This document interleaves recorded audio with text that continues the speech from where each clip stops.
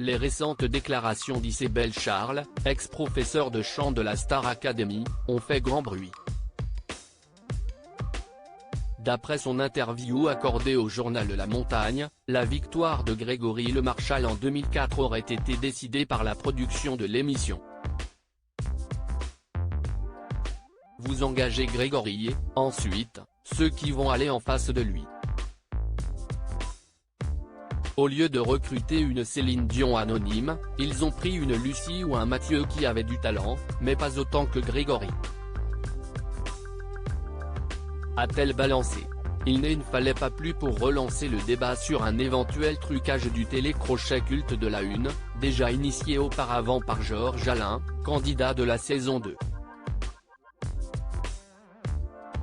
Mais d'après Mathieu Yoann, demi-finaliste face à Grégory Le Marchal et Lucie Bernardoni, il ne serait rien. On est dans une émission de télé-réalité. La prod scénarisait mais en fonction de ce qu'on leur donnait, de ce qu'on offrait comme prestation. Les gens sont tellement dingues.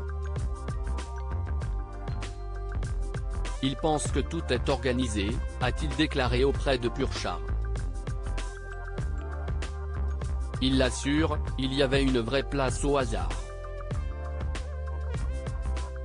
Toutefois, Mathieu Yoann reconnaît que la victoire de Grégory Le Marchal était bien attendue par tous, et ce dès le tout début de l'aventure. Nous aussi on le disait parce que c'était évident que ce mec allait gagner. La prod aurait pu le nommer 15 fois, il aurait été sauvé 15 fois, estime-t-il.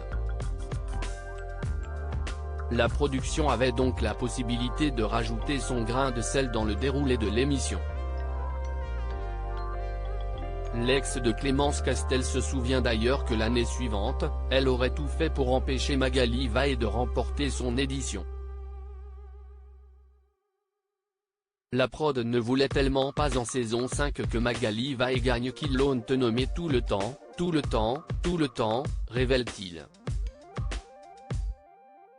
Mais heureusement, et là où le trucage était finalement impossible, la chanteuse avec un public mobilisé derrière elle. La France a choisi de la faire gagner, ça désespérait tout le monde, ce qui est injuste car Magali est une super nana. Comme quoi la prod ne choisit pas tout. À défaut d'essayer.